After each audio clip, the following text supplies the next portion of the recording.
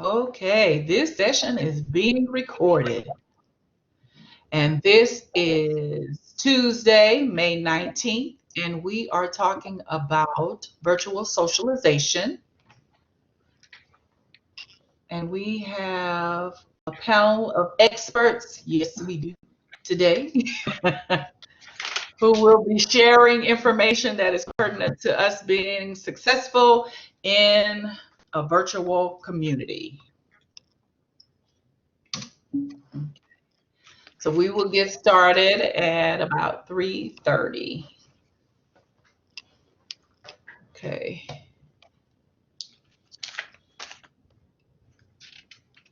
Guess I should have had some music playing, huh? Ah.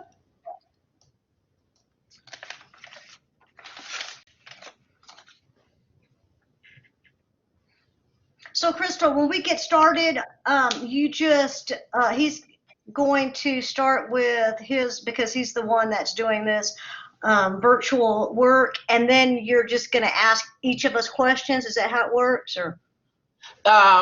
Yes, that if there's a drop in the conversation, if we cannot, after he finishes talking, like I said, I'm looking for a transition point. To transition into just general netiquette. And then if we don't get there now, I have a list of questions to try to help us get there. Okay, and so I'll still have an opportunity to talk about our internship. Yes, ma'am. I'm gonna throw that in there somehow. Okay. Please do. Oh, please do. And I'm sure there should be some type of similarities with the programs, with the internship program. One thing I was glad to hear, Special Agent Marwood told me that you all had not even considered doing remote internships. She said until COVID-19 hit. True. So that's something good to know. And she talked about she mentioned about the security clearances. That's Yes. something good to know. So yeah, I really would like that to be emphasized to the students. And that made me realize, and I was talking to Mr. Hooker about the classes at Northlake.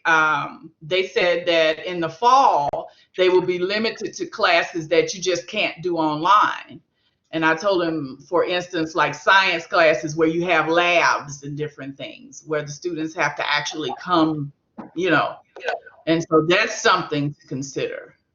Like our trades program too, the welding, the air conditioning and all that stuff. They have divisions on as well, so they're going to open those in the fall, right? From my understanding. Yeah. So those are all right. We are starting in a minute. Okay. So what time is it? All right.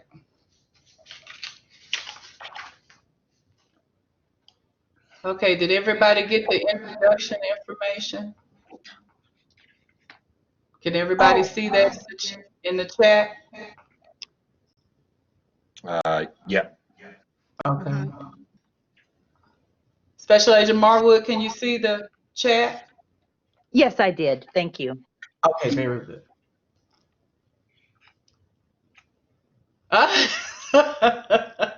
All right, Miss Professor Jan, I'm glad. I'm not sure what intro information is available. Oh, okay. Okay.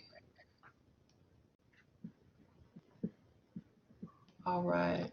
Intro information. Okay. All right. Good afternoon and welcome to the Virtual Socialization Avoiding Faux Pas webinar. Today we are here to learn about internships, remote internships, as well as general online etiquette. And so we have our moderators here today. If you could start, let me introduce myself. That's where I failed the last time. Hello, my name is Crystal Partridge.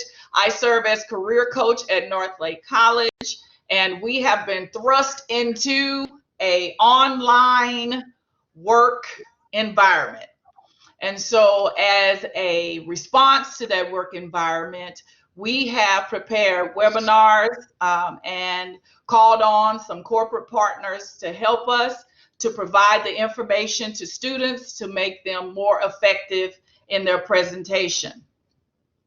So today we have a panel of professionals who are going to talk about online etiquette, in internship and experiential learning with internships, as well as the remote work environment.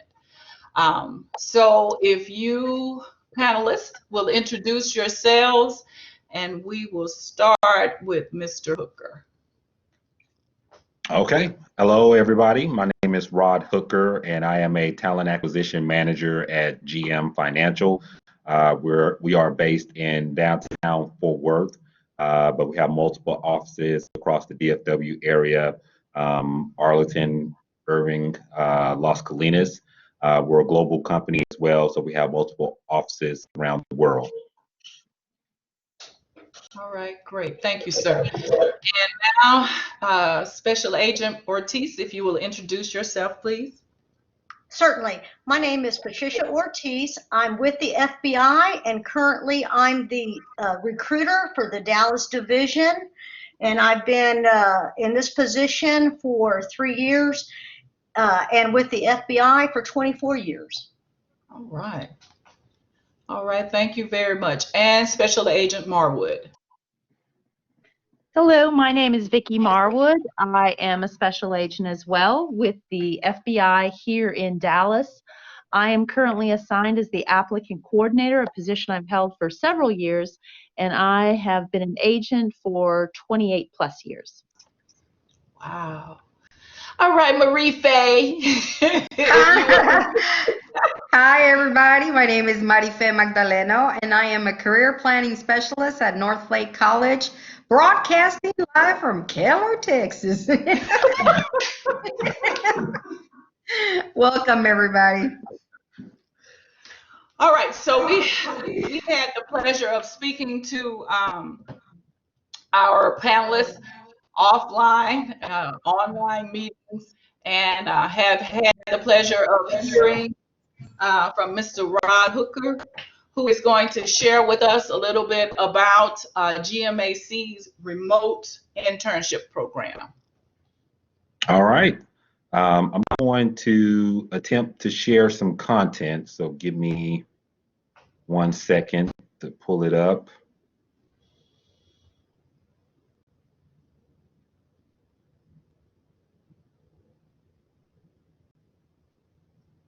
All right. Location.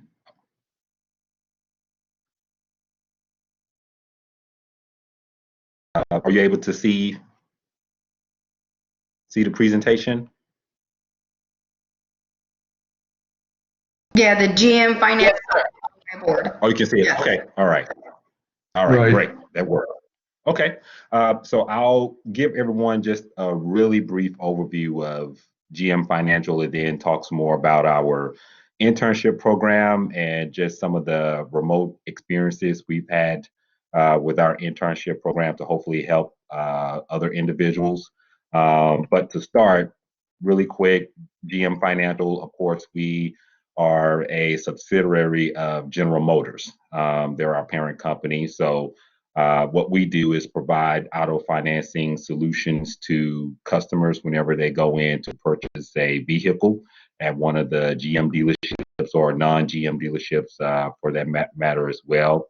And we basically act as a lender for General Motors. So if anyone needs to finance the purchase of their vehicle, we will be one of the lenders that the dealership will reach out to offer that customer financing.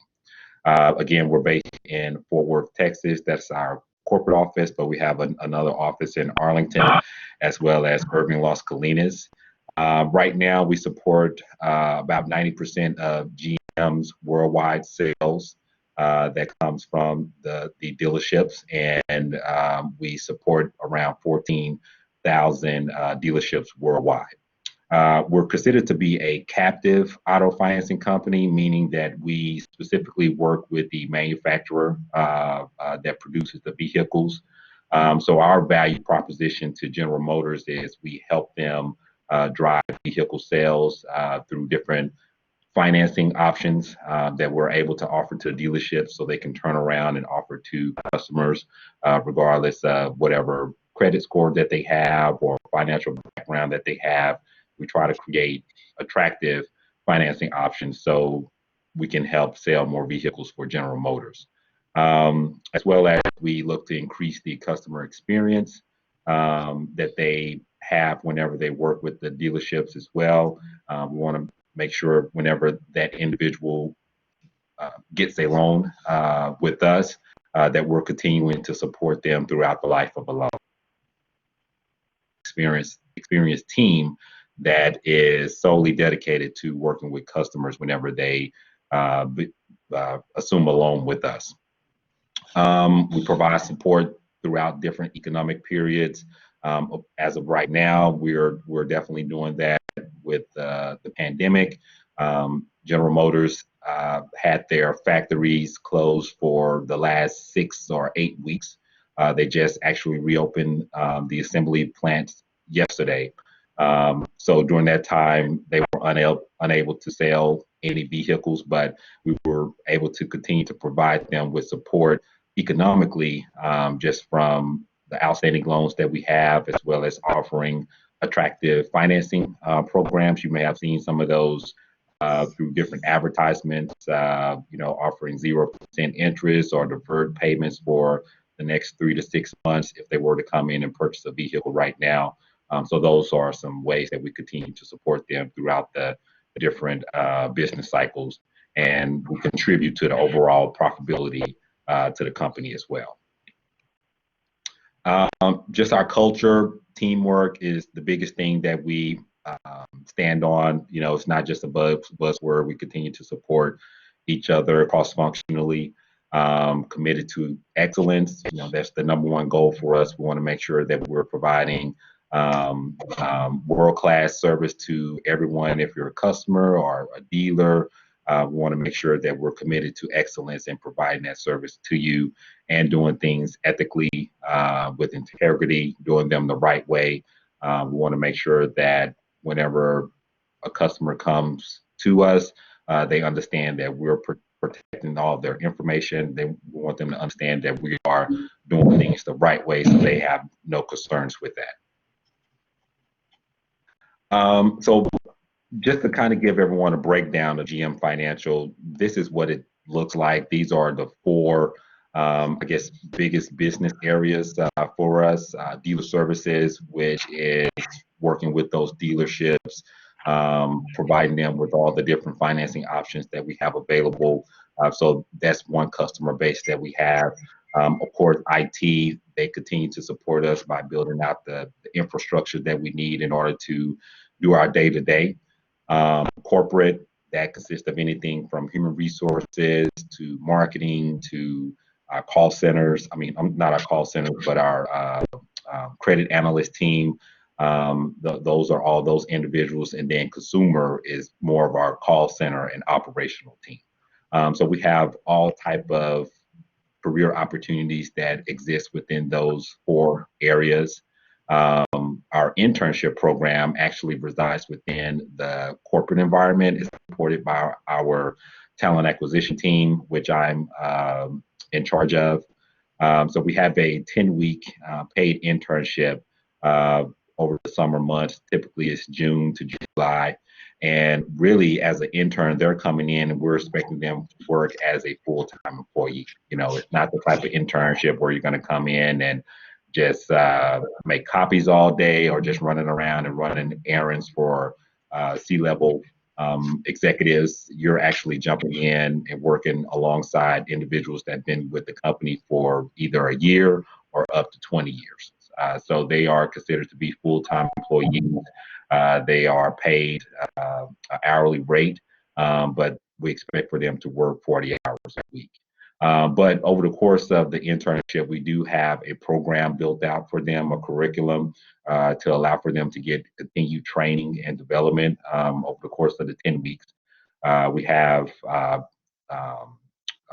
kind of monthly learning events where we'll have different leaders come in and speak with them about the company, about their career journey, some things that they can use in order to help them develop their skills whenever they go back on campus, or things to be mindful of if they're getting ready to enter the workforce. We also plan different networking events to give them an opportunity to sharpen and hone their networking skills. So they do have an opportunity to receive some continued learning and training, but it is considered a full-time job. Now, from a remote piece, majority of it is on-site internships, but we do give our interns an opportunity to work remote as well. So we provide them with the equipment that they need, laptops, all the security access that they need to work from home. And we do a little training to kind of help individuals be successful with that.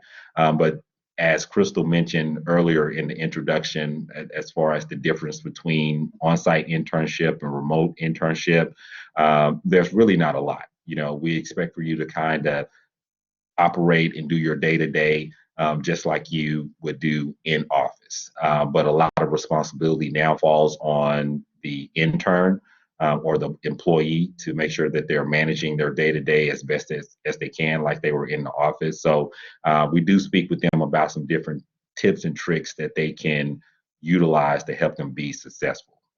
One, definitely creating a start and end time for yourself. We encourage everyone to remain the same start time that they had if they were in the office, and as well as the end time. And we also encourage the business to provide them with a mentor, someone that they could reach out to if they are working remote. They can send this person an email or a message, call them, so they can check in and just get an update. Reach out to that person if they're having any issues, so they can still remain that connection with the team. As well as whenever there are any meetings or conference calls that they need to be on, we provide them with the information so they can do that remotely. So we're still keeping in contact with them. We're still remaining that connection. We do a lot of video, either Skype, or at GM Financial, we use WebEx. That's our video technology. So a lot of our meetings are conducted via that.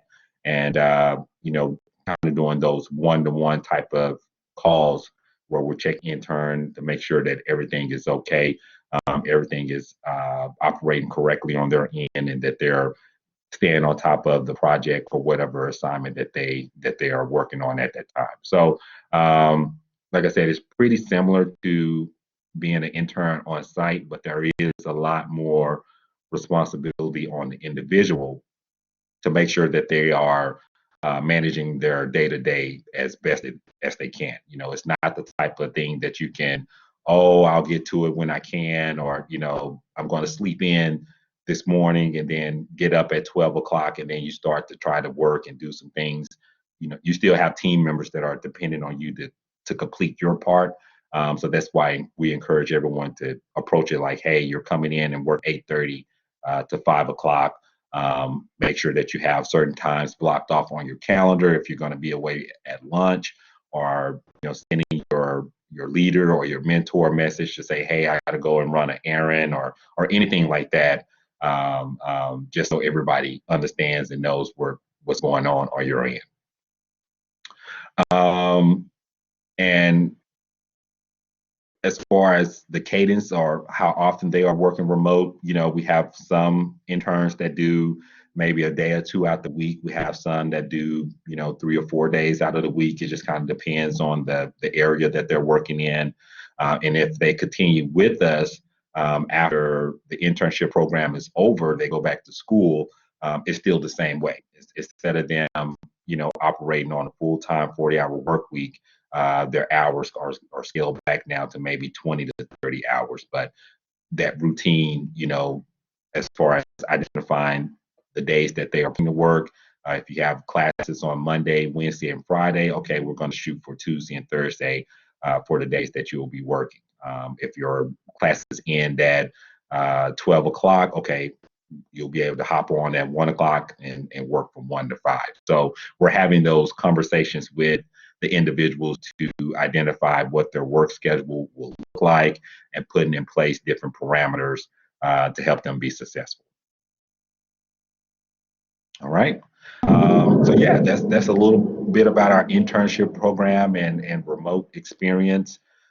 Crystal, do you want me to hand it back off to you, or what's the next step? No, that's fine. But you brought up the point that it was very similar. The remote experience is very similar to the face-to-face experience. So, Special Agent Ortiz, you wanted to share some information about the internship program, which is not remote, but it's an internship program with the Federal Bureau, and we would like to receive that information. Okay, excellent. Yes, currently the FBI, we do not have remote positions for interns. However, since the COVID situation, we are starting to brainstorm on how we could utilize our interns in this capacity. So even though it's not happening right now, we can foresee that being a possibility in the future. So let me just start by telling you a little bit about our internship as it stands today. It is a 10-week summer internship program, and it generally runs from June to August of every year. However, we start the application process way in advance. We actually started the August before. Online, you would apply at our FBIjobs.gov website. And the reason we do that is because all of our employees, including our interns, have top secret security clearance. So they have to go through a background the same as any other employee. So because of that, we start the intern app. We receive the intern applications in August, and we close the application process in October. And that gives us a chance to look at all the resumes, decide who we're going to interview, and we actually conduct those interviews around October, November, depending on how many interns our office is authorized.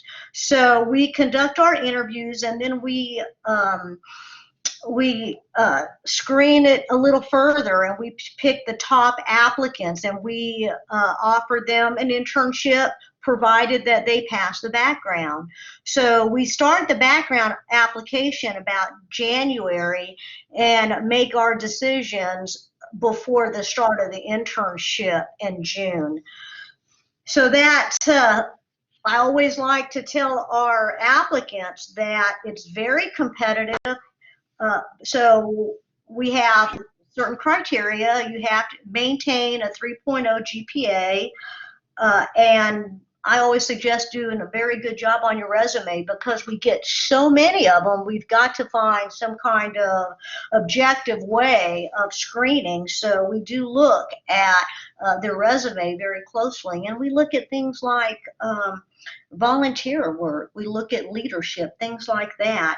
But if they are accepted to our internship program, they have an opportunity to work in any of our 56 field offices, and that includes our renowned lab in Quantico, Virginia, where lots of very top of the line forensic analysis goes on, as well as our behavioral analysis unit, which I know draws a lot of attention from students. They are very interested in that aspect. I'm sure it has a lot to do with all those movies out there that they watch.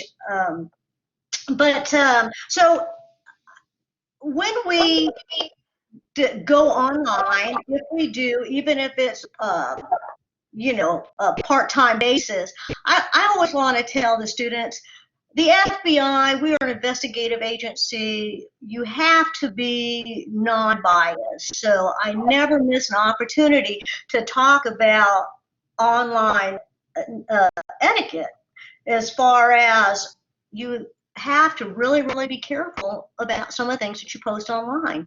And even if you're not the one posting it, you don't want to be liking or retweeting things that are political in nature. You have to maintain that appearance of being non-biased. So be very careful about what you post online. And that's not only political stuff, it also goes to racial stuff, sexual orientation. We look at that kind of stuff. We look at your media, and if you're going to work for the FBI, you have to maintain, you have to treat everybody fairly. We don't want to come across a situation where your victim may be of a certain race or a sexual orientation, and your media has all kinds of derogatory stuff about that group. So be very, very careful when we go on this online computer stuff. Watch your social media, because we're watching that. Also, with the FBI,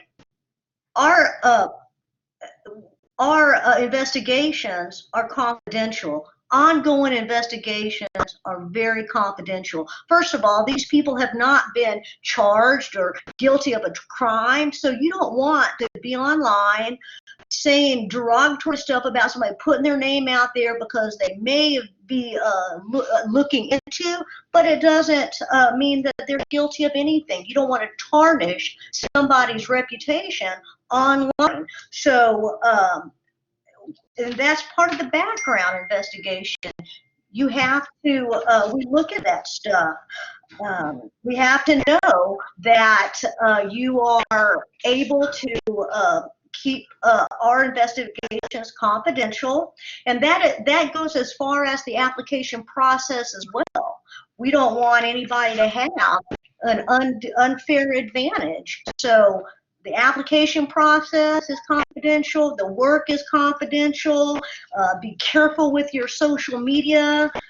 Um, things of that nature. But I do want to say also, take advantage of the flexibility of working offline or not face to face. There's lots of flexibility. FBI is a 24/7 operation. So if you if you have children and it's a little bit difficult for you to do some of your research or work when your children are awake, with the FBI, 24 hours, you can do it at night. But be careful. Don't do like I do. Take your breaks. Don't work 24/7. I found myself working more post COVID than beforehand, because if I'm constantly checking my mail. I just cannot leave an email unaddressed. So I find myself constantly addressing things online and, keeping it going, which is, it's good work ethic. However, that's a quick way of getting burnt out quick. So, anyway, those are just some of the things that I wanted to talk about today, and I know Agent Marwood has other things that around that line that she'd like to discuss. Okay. So thank you. Okay. Is that the reason you didn't want your picture up today? That and all the salons have been closed. Right? Okay. I meant to ask Mr. Hooker. Mr. Hooker, it sounded like that your remote internship was both. It was on site as well as remote. So do your interns do both, or is your program set up where it's predominantly or all or part? Yeah. Is that kind of clear? No, that makes sense. Yeah, it's predominantly on site. Okay. But we do give the option for them to work remote if needed. Say if they are in class or something like that. They have some courses, or they're not able to travel here for the summer. But that is the individual that we want to hire for our internship program. We do provide them with the option to do that. Okay. But it's predominantly on site. Okay. And so you will take your students can apply for GMAC's internship from anywhere they Mhm. are. Okay. Right. Right. Yeah. Okay. Yeah. So we recruit from all around the country for our internship program. And we would like for them to come here in person, but understanding not everyone has the capability to do that. So that's when we talk about different remote options we have available. Okay. So COVID-19 did not spark this. This was something that your company was already doing. Yeah, we were unofficially Okay. doing it in different pockets. It wasn't anything that we set out to do. It was just kind of over the years, we noticed there was a need for it, and we would just introduce it whenever we needed to. Okay. There is a question. I'm sorry. There is a question on the table for our panelists. Professor Jan says, what is the typical internship student studying?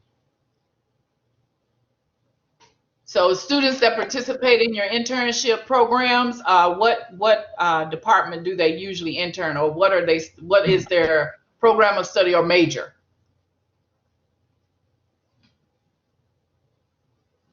Anybody? Oh no.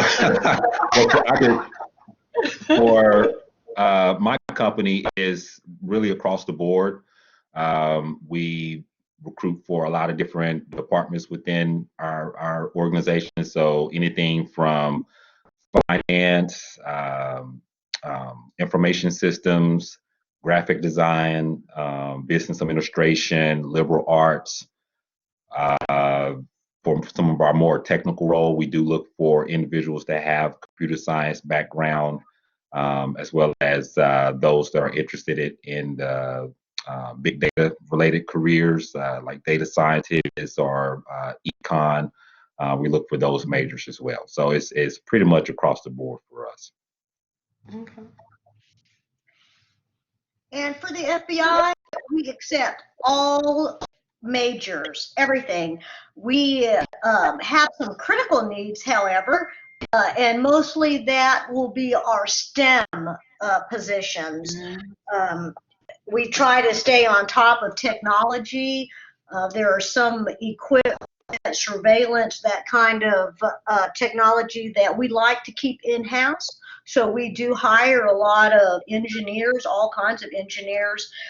We have language. We do a lot of translating, so we hire a lot of people with language skills, IT, computer, nurses, EMTs, military intelligence agents. There's not a need. You don't have to have been in the military or have been a police officer, although there's a lot of myths out there that people believe that that's what the FBI is looking for. But you have to remember, we're not the police. We're detectives, investigators, fact finders. So that's why, although those are wonderful skills to have, and we do hire a lot of criminal justice majors, but most of us have other kinds of degree fields, and even the I think Hooker was talking about graphic designers. We hire English majors, graphic designers. We take a lot of things to trial. We need people that can make trial exhibits. We have English majors we have advertisings for our branding. So the bottom line with the FBI is any major you have, we will find a path for you.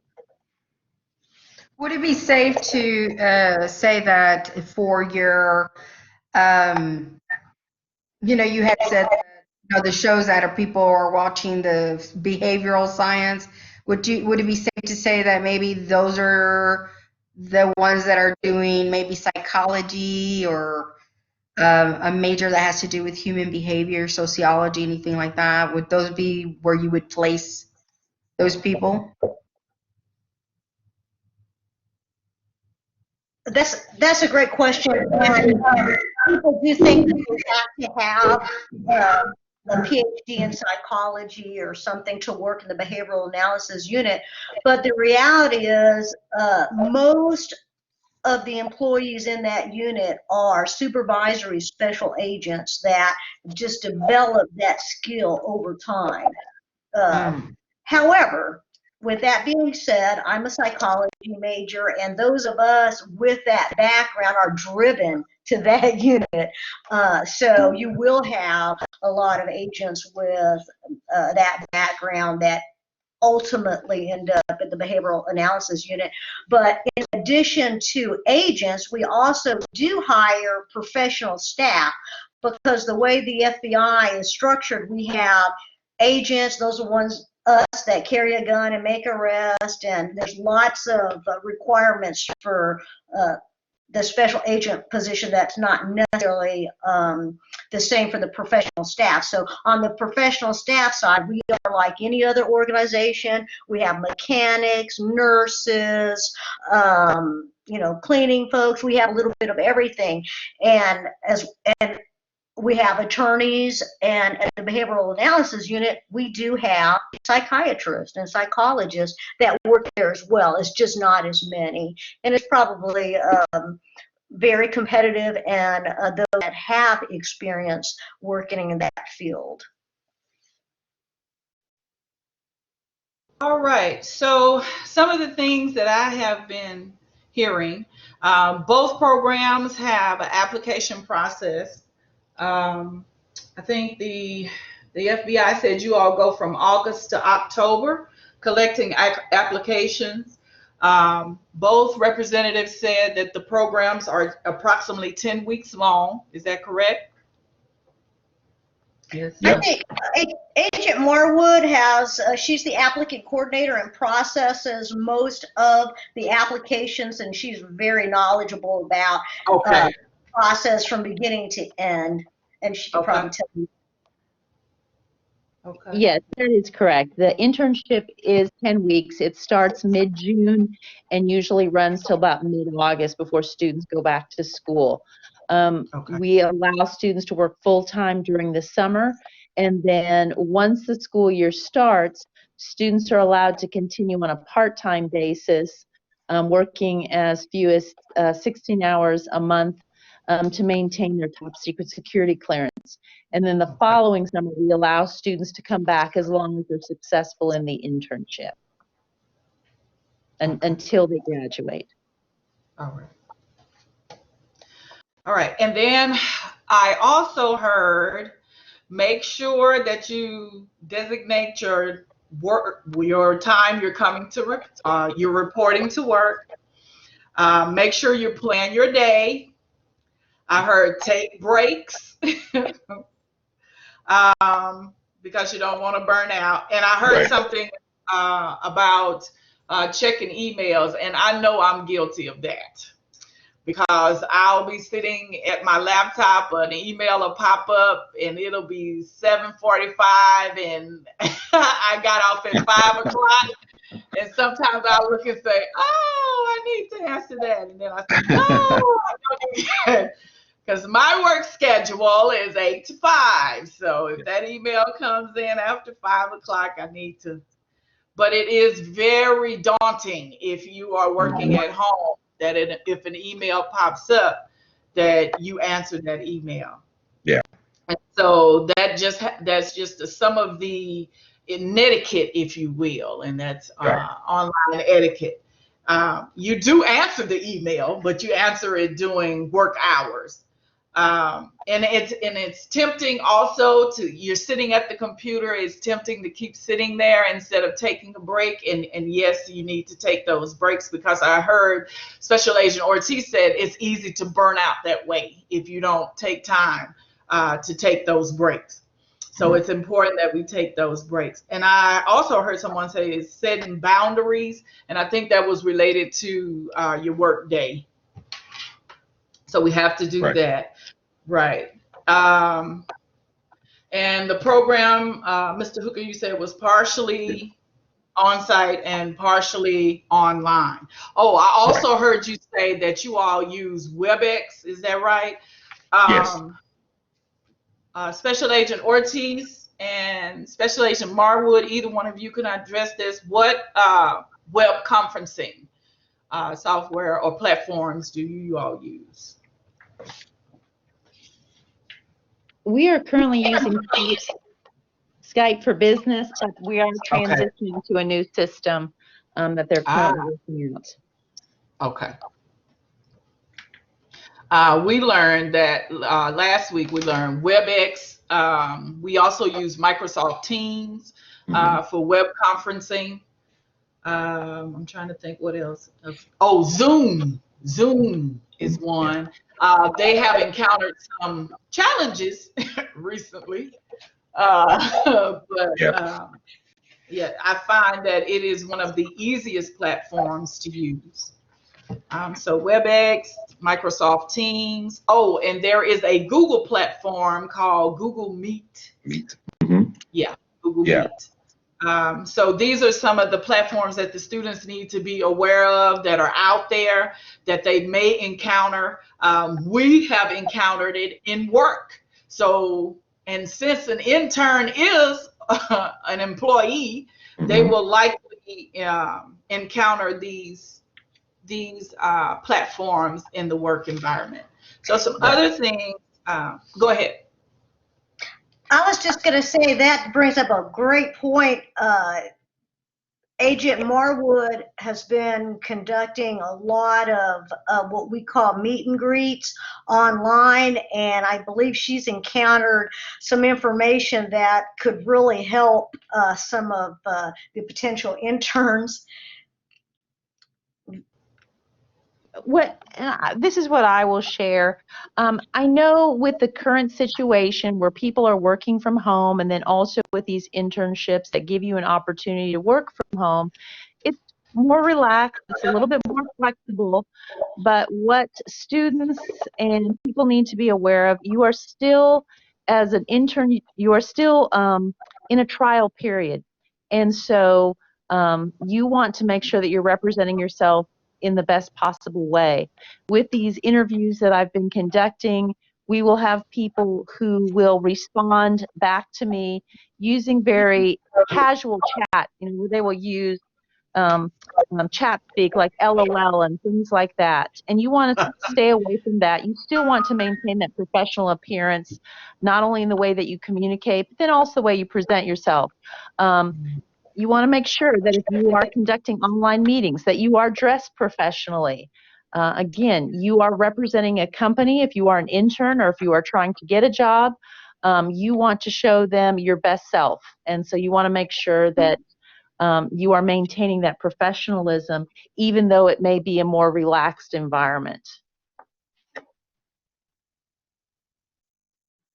All right, so that is another tip they offered. Make sure you are professional. Also, when you, like I've been in the chat here, they suggest that you check your spelling, and I was just looking at at the message I put in the chat to make sure, did I spell that right? So they said make sure that when you're communicating via a chat, make sure that you check your spelling and your grammar prior to hitting submit or say something. For us that have chat availability on this platform, which is Blackboard. Blackboard Ultra is also a platform, and that is the platform that we are using today. And that is because Northlake College uses this platform even with our professors. Our professors use this platform to conduct classes. So that's one reason we are using the platform today. Crystal, I would like to ask a question Sure. because, with the FBI, it's understandable, right, that they're checking their social media and making sure, see what kind of personality and what kind of behavior they have, right? But I would like to ask Mr. Hooker, when y'all are looking for an intern, is that something they are also? Looking at it, people's social media, things like that, and that's important as well. Yeah, it's important. We lightly do it. I wouldn't say we do it for every candidate that we come across. Um, for us, I would say the biggest social media platform that we pay attention to is LinkedIn. But if their profile is public, we do kind of scroll some of the other social media outlets as well, just to see what they have put out there. So it's a part of our presentation whenever we go on campus and speaking with students about branding, they're representing themselves, because the thing that we relay back to them is once they become a employee of any company, now you are a extended representative of that particular company. You're part of the family now, so you have to be mindful of some of the things that you're putting out there on social media, because that could be tied to where you work, and a lot of things can be said that, oh, this individual worked for this company, so this company may have this type of point of view, or they're letting these type of individuals come to work for their company. So we want to make sure that we are bringing in people into the organization that represent the same values and stand for the same things that we stand for as well. Similar to the FBI, if you're out on social media putting derogatory remarks out there, that doesn't line up with the values that we represent as a company. So, we don't want to bring in those type of individuals into the culture. Okay. So last week we had a little activity, and we have another activity today. And I want you all to be patient with me. That was one of the tips too, to be patient with each other. Right. So I am asking you all to be patient with me. I have an activity here. I'm going to try to share this with you all. You might be familiar with it. Okay, here we go. Let's see. All right. Okay. All right. Here we go. Okay. All right. Is everybody familiar with this? Can you see? Yeah. Everybody familiar? Uh-huh. You got your cell phones? I'm not familiar with this. You're not? What is this? This is a game. Uh-oh. We're going to play an online game. And I am going to give a little prize to the winner. So I'm trying to let me get logged in here.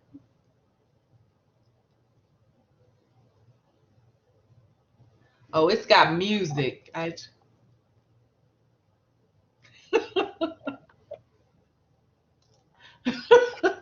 All right, let's see. Music. Yeah. All right, let's see. I'm going to go into this Kahoot.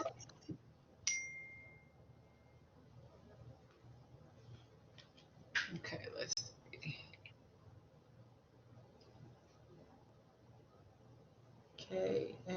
Hoot. Hoot.it.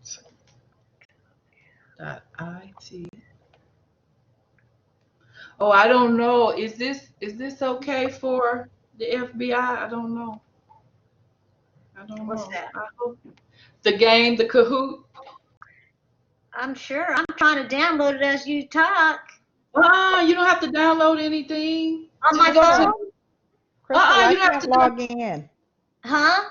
I Who can't said I log can't in. log? This is Who said? Cassie. It keeps saying that my internet connection, but I even turned it off. You turned off. Mhm. Yeah, because it's saying I I'm can't getting the same connect. message too. I'm getting the same message that I'm not getting the internet. Hold on. Huh. Okay, we might have to scrap this one and go to my other one. All right. Hey, if it's anything I've learned from doing this, it's to have a backup. And I got a backup. So we're gonna, all righty. We'll try that one next time. So we got a backup. Just 1 second here. All right. Here we go. Okay, so here we go. There it is. Now, I need you to identify the word or statement associated with the image. Enter them in the chat box by number. So number 1, what is that? Number 2, what is that? Number 3, what is that? And please type it in the chat box.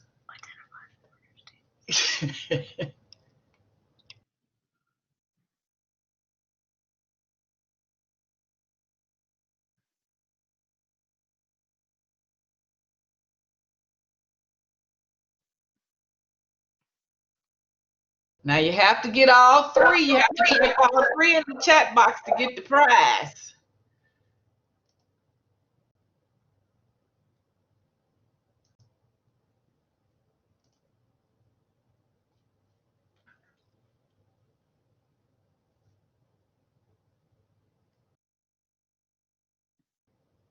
Guess I can play some Kahoot music while we try this.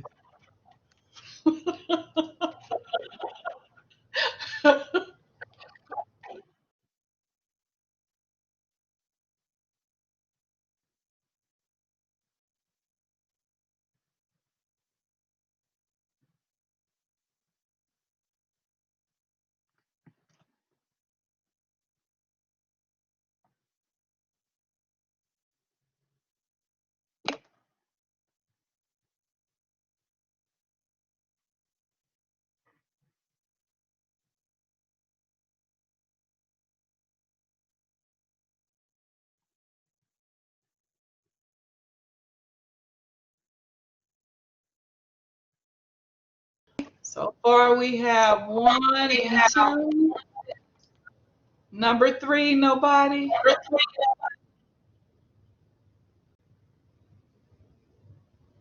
Nobody?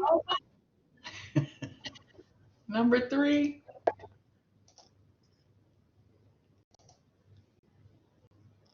Okay, I got, yeah. Miss Sherry, that's correct. Mr. Harris, those are correct. We just need number 3. No, Mr. Harris, not backwards reflection.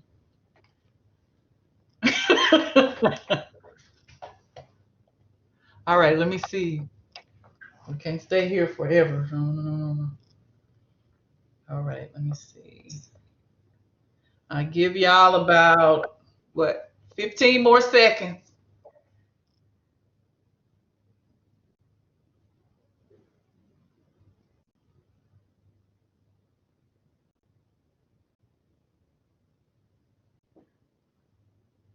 Where's my clock? Okay, that's about 15 seconds. All right, so what we have, number 1, ready for anything. Ready for anything. All right. Number 2, travel overseas.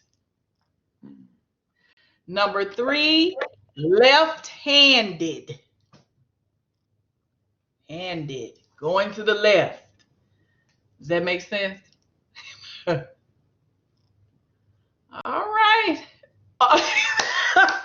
Yes, yes, Mr. Harris, left-handed. Yeah. So ready for anything, travel overseas, and left-handed. Yay. All right, everybody. Looks like I'm not buying the gift card this week either. All right, we'll try again next week. So we got some good tips. Things I'm taking away is set your schedule. And Special Agent Marwood said she had like little coffee breaks or little coffee meetings. That's good. Schedule meetings, and I was sharing with Mr. Hooker that I enjoy doing these webinars because a lot of the staff, we are totally off campus. We are working totally remotely. So there's nobody at the college. So these webinars give us an opportunity to interact with each other, with my colleagues from Northlake. Also with my employer partners, because it's been a while since I've seen Special Agent Marwood and Special Agent Ortiz. So this gives us an opportunity to interact with them. And even though Marie Faye and I work in the same office, we haven't seen each other since leaving campus after spring break. So this gives us an opportunity to meet. So an intern I think they would benefit from this too, because they would have an opportunity to interact with people that they didn't see on a daily basis if they were doing it remotely. So even though this is a professional setting, it's still a social setting. It still gives us the opportunity to interact socially. And so today we've learned that you don't make sure you watch and police what you put on your social media platforms. Make sure it's not religious based or Racist. Yeah, racist. Yeah, and political, not political. Yes. Right, right. And so we also have to set our schedule, work our schedule.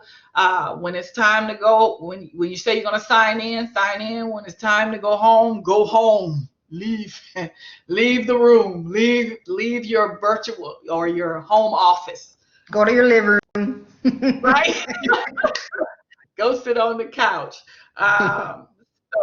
And resumes, and be aware that you don't just roll out of bed. You actually dress and come to work. You complete assignments. Mr. Hooker said that there are people who are depending on you to complete your portion of the assignment. And that's the same way it is in the work environment. There are people depending on us to complete our assignments. So, Krista, I want to share something from last week's session. You know how we were talking about beware of your background when you are actually in a professional meeting, whether it's an interview, if you're on a seminar, anything like that. Well, just to share a funny story, I was watching the news on Channel 4, and the newscaster was obviously in his maybe bar kitchen, and the couch was behind him. Well, he was talking, and out of nowhere, his dog jumps on the couch, starts grooming himself, scratching, and I could not even pay attention to what the guy was saying because I was staring at the dog the whole time. And that was a good point that they brought up. Like, beware of your background, beware, put yourself in a situation where you're alone, where there's no noise, your pets are not going to be behind you. So, I just thought I'd share that because it's very important. It's something that will come out as far as professionalism and socializing on the faux pas we're trying to avoid. Right, and that is one. And I don't know if you all saw my cat jump. Did you see him? He jumped back there, and I had my water bottle trying to get him out the shot. And I was like, I'm breaking all of the rules. But I want to take this moment to thank our panelists for coming today and sharing. I want to thank Mr. Rod Hooker from GMAC Financial and Special Agents Patricia Ortiz and Special Agent Marwood. Vicky, forgive me. Special Agent Vicky Marwood. And as always, thank you, Marie Faye, for coming and helping out. Our last one, it will be talking about the virtual office, and we have faculty and staff coming to talk about how COVID-19 has affected their work environments. We also have an entrepreneur who is going to come in and talk about how it has affected her, her business. She has a online business, so she's going to talk about how COVID has affected her business, and her business plan. So again, thanks everybody for coming. If all minds are clear and there are no additional statements that anyone needs to make, we're going to bid you farewell. And thanks everybody that participated, everybody that came. And we hope you Thank got something. you. Thank See you. y'all next week. All Thank right. you. All Bye-bye. right. Bye-bye. Thank you. Yes.